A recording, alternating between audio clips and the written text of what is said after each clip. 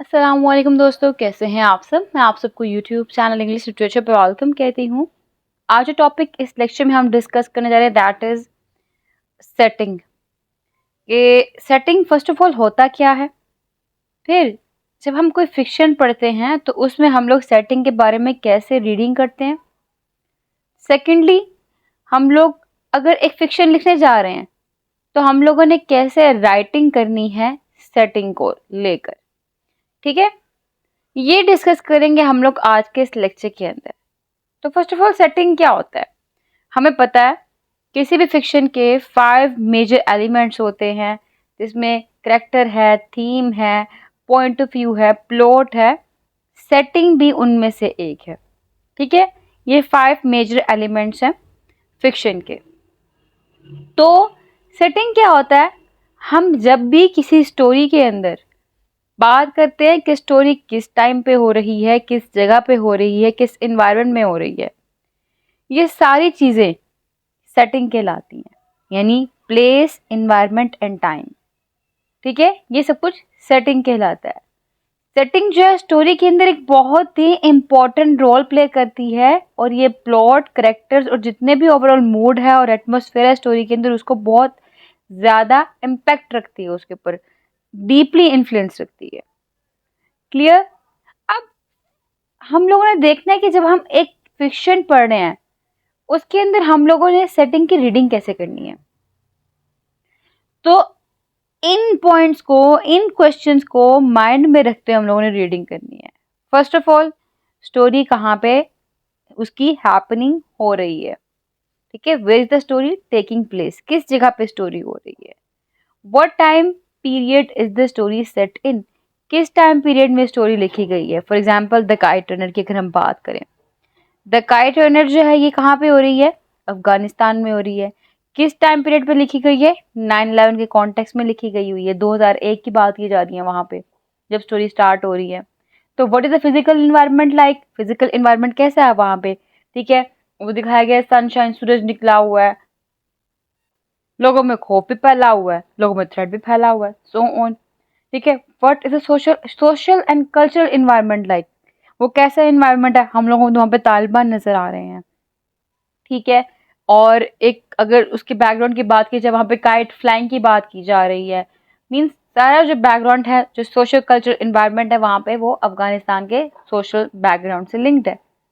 How does the setting contribute to the mood and atmosphere of the story, ये जो setting दिखाई गई है मीन्स जो टाइम पीरियड है, जो प्लेस है, और उसके अलावा जो भी वहाँ पे एटमोसफेयर है वो किस तरह से इम्पैक्ट कर रहा है स्टोरी के मूड के अंदर और स्टोरी के एटमोसफेयर के ऊपर।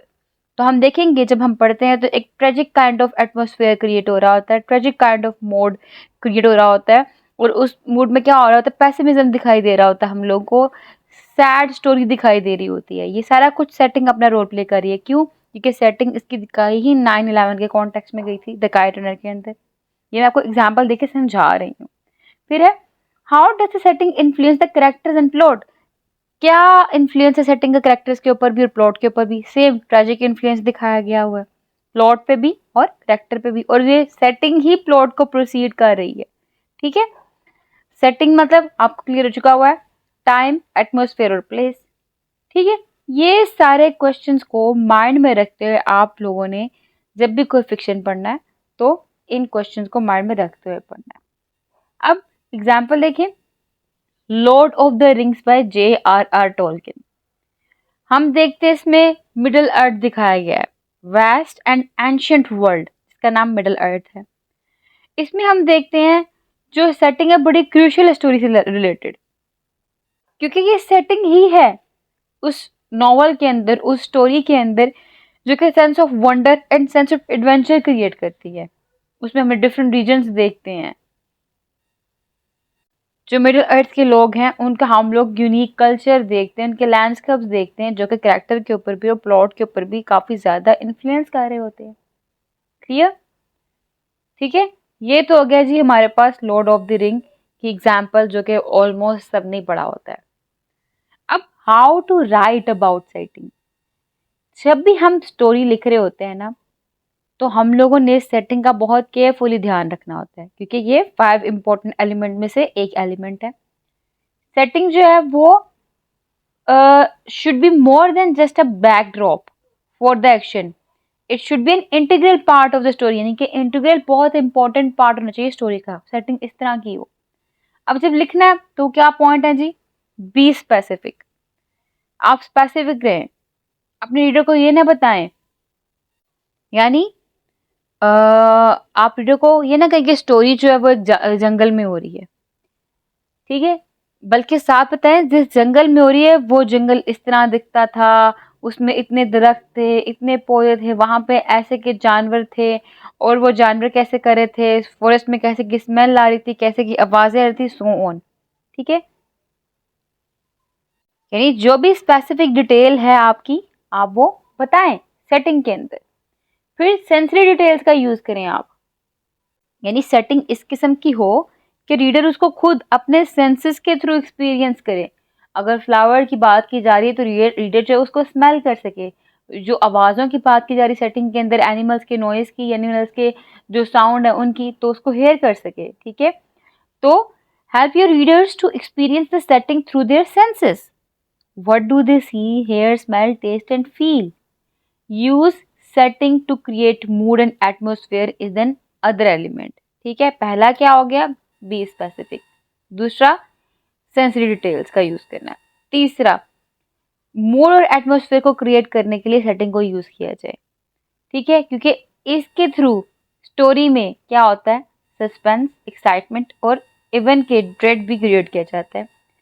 और सेटिंग को अपने करेक्टर्स को डेवलप करने के लिए यूज किया जाए, क्योंकि जो सेटिंग है वो करेक्टर के थॉट, उनकी फीलिंग्स, उनके एक्शंस को बहुत ज्यादा इम्पैक्ट करती है। क्लियर? अब एग्जाम्पल देखिए। अब इस पैसेज में क्या हो रहा है? ऑथर ने ना sense of suspense and danger create किया है सेटिंग के थ्रू। जैसे देखें, the old house stood on a hill overlooking the town.